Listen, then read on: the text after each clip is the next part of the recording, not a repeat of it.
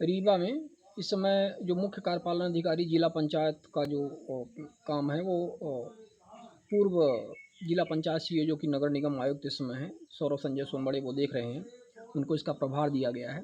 सबसे बड़ी दिक्कत है कि रीवा जिले में लगभग 820 मतलब रीवा जिला जब हम बोलते हैं तो ये पुराना टर्मिनोलॉजी है। रीवा और मऊगंज, मऊगंज का भी जिला बन गया है, तो रीवा और मऊगंज दोनों जिलों को मिलाकर के लगभग 827 ग्राम पंचायतें इस समय हैं।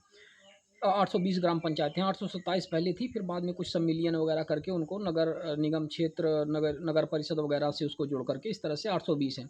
अब आप समझ सकते हैं कि 820 ग्राम पंचायतों की जो कार्यप्रणाली है वो पूरी तरह से इस समय पटरी से बाहर हो चुकी है। एकदम अराजकता का माहौल है। स्वयं जिला पंचायत में भी यही स्थितियाँ हैं। आप जिला पंचायत में जाइए तो कोई कर्मचारी आपको अपनी सीट पर ज़्यादातर नहीं मिलेंगे। उनको भी लगता है कि भाई कोई अधिकारी नहीं है तो कोई किसी को कोई फ़र्क नहीं पड़ता। पहले भी बहुत अच्छी स्थिति नहीं थी, जैसा कि हमने बताया इनके पूर्व के भी कार्यकाल में अभी भी कोई बहुत अच्छी स्थिति नहीं थी। धारा 89 के प्रकरण, 40-92 के प्रकरण जो सबसे महत्वपूर्ण होते हैं, मध्य प्रदेश पंचायत राज एवं ग्राम स्वराज अधिनियम 1993-94 में एक ऐसे काम हैं जो धारा 89, 40 और 92 के जिस पर पंचायती कार्यों पर अंकुश लगाया जाता है। मतलब पंचायत के समस्त कार्यों पर एक तरह से अंकुश रहता है और इन कार्यों पर पूरी तरह से निगरानी रहती है। यदि कोई गड़बड़ी होती है, कोई भ्रष्टाचार होता है तो इस पर जो संबंधित लोग हैं, दोषी पाए जाते हैं, उनके विरुद्ध कार्यवाही करने की शक्तियाँ दी गई हैं सीईओ जिला पंचायत में। पहले ये शक्तियाँ कलेक्टर के पास होती थी, फिर बाद में ये पिछली कार्यकाल में सरकार ने फिर इसको हटा करके अब सीईओ जिला पंचायत को कर दिया। अब आप समझ सकते हैं कि वो सीईओ जिला पंचायत जिसके संरक्षण में जिसके पहले से ही उसको पता है कि ग्राम पंचायतों में किस तरह से प्रक्रियाएं चल रही हैं, किस तरह से भ्रष्टाचार हो रही हैं, एक एक चीज़ उनको पता है क्योंकि डेली की उनके पास रिपोर्ट रहती है, उनकी मीटिंग होती है, वीसी होती है, सब चीज़ें पता है। वो व्यक्ति उसको आज न्यायिक कुर्सी पर मध्य प्रदेश शासन ने, मध्य प्रदेश सरकार ने बैठा दिया है कि वो धारा 89 की सुनवाई करेंगे, उन भ्रष्टाचारियों की सुनवाई करेंगे, वो स्वयं जिनका संरक्षण कर रहे हैं, और वही 40-92 की कार्यवाही करेंगे। रीवा जिले की मैं आपको स्थिति बता दूं, जो पिछला मेरा अनुभव है, वर्तमान ये जो कार्यकाल चल रहा है, जब से इनका प्रारंभ हुआ है पिछले जिला पंचायत सीईओ स्वप्निल वानखेड़े के जाने के बाद में, तो हमें लग रहा है कि कोई भी ऐसी अथेंटिक कार्यवाही 40-92 की किसी भी पंचायत में नहीं हुई है। वर्तमान की तो आप छोड़ दीजिए, पिछली ग्राम पंचायत के कार्यकाल में ही जो बहुत सारे भ्रष्टाचार के ऐसे मामले हैं जो पेंडिंग पड़े हुए हैं, उनमें भी कार्यवाही नहीं हुई है।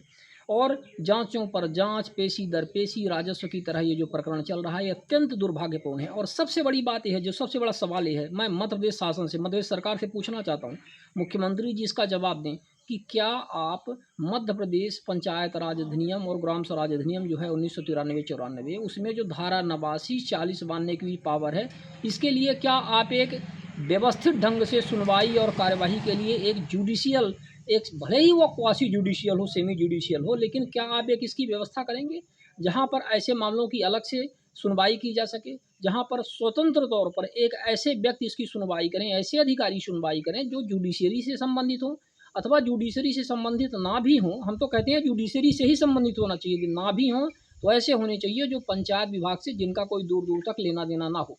हम ये सवाल करते हैं क्योंकि यदि वही व्यक्ति जिसके संरक्षण में भ्रष्टाचार हो रहे हैं, जिनकी निगरानी सुबह से शाम तक रहती है, जिनको सब पता है कि कहाँ किन पंचायतों में क्या चल रहा है, अमृत सरोवरों की हाल आप इस बरसात में देख लीजिए, ज़्यादातर अमृत सरोवरों में या कि पानी नहीं है, और जिनमें था वो टूट चुके हैं, बंधे टूट चुके हैं। ये स्थितियां हैं। वाटर शेड स्कीम देख लीजिए, प्रधानमंत्री की सिंचाई योजना देख लीजिए, इनके मनरेगा के काम देख लीजिए, इनके पंचायत पंच परमेश्वर योजना के 15वें वित्त आयोग के काम देख लीजिए, सभी काम देख लीजिए। आप एक एक ग्राम की पंचायतों में जाकर के देख लीजिए, पिछले साल की बनाई हुई इनकी रोडों को देख लीजिए, वो रोडें बह गई हैं। क्या ये जानकारी सीईओ जिला पंचायत को नहीं रहती है। अब यदि यही मामले जांच हो करके जिसकी शिकायत की जाए, इसकी जांच की जाए, तो क्या ये सीईओ जिला पंचायत इसकी जांच करवाएंगी ईमानदारी से?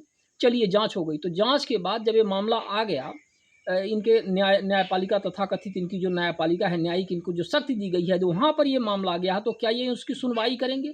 किस प्रकार से सुनवाई करेंगे? जो भ्रष्टाचार का संरक्षण, जो भ्रष्टाचार इनके समय में हो रहा है, जो ये स्वयं करवा रहे हैं, जिसकी ये चश्मदीद हैं, वो इस क्या सुनवाई करेंगे? तो ये पूरी की पूरी जो प्रक्रिया है, ये मध्य प्रदेश शासन को इसको बदलने की ज़रूरत है।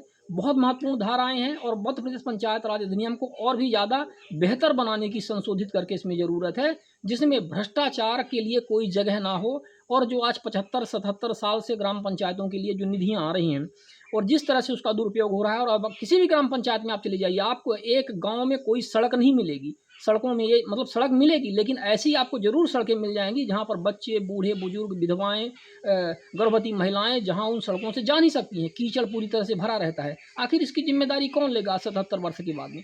फंड तो आता है हर साल, करोड़ों अरबों का फंड आता है। मनरेगा है, दुनिया भर की योजनाएं हैं, डीएमएफ फंड है, सीएसआर फंड है, विधायक निधि, सांसद निधि, पता नहीं कितनी निधियां हैं, लेकिन हो क्या रहा है? ये बहुत बड़ा प्रश्न है और हमें लगता है कि इस पर मध्य प्रदेश शासन को गौर करने की ज़रूरत है। और विशेष तौर पर ये जो व्यवस्थाएं हैं, पहले तो ये जिलों में जो सीओ के पद खाली हैं, पूरे मध्य प्रदेश के समस्त जिलों में तत्काल ये सीओ, जिला पंचायत के पद भरे जाएं, क्योंकि अत्यंत आवश्यक है। इसके बिना पूरी तरह से जो पंचायतें हैं वो आउट ऑफ एक तरह से कंट्रोल हो गई हैं और एक तरह से अराजकता का माहौल आ गया। अत्यंत आवश्यक है।